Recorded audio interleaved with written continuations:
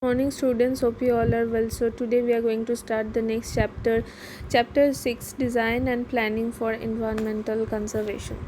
So first, before we go to study, first we have to know what is our ecosystem, and the study of ecosystem to plan our future, and it is very necessary to know the term conservation and preservation. So what does conservation means? Conservation means use and manage of natural resources but sustainably. Okay, so this attempt at conservation is usually for the benefit of human beings, for its social, economical value, cultural, ecological and recreational value.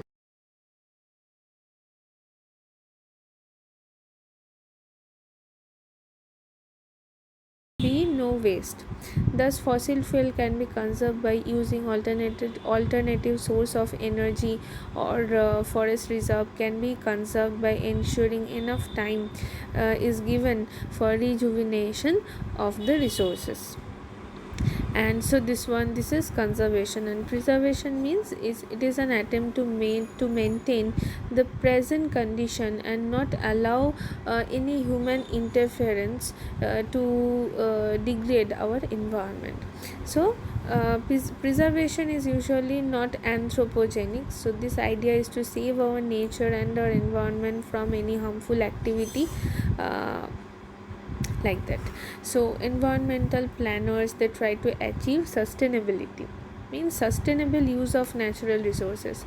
By how? By protecting our ecosystem, which provide us with innumerable ecosystem services, maintaining our climate, maintaining our air, means purifying our air, and by designing, restoring and maintaining places in their natural state so that we can live a healthy and happier life.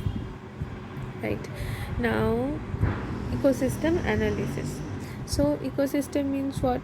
Where we are ecosystem means not only the water there in our surrounding, not only the organisms, plant, animal, not only this, but soil, air, energy influx, some biochemical cycle, all the organism and their relationship with each other, that is the environment, that is the ecosystem.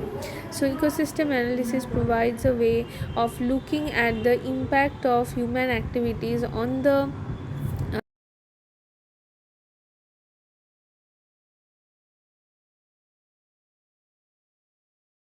is to understand how various elements of ecosystem influence one another.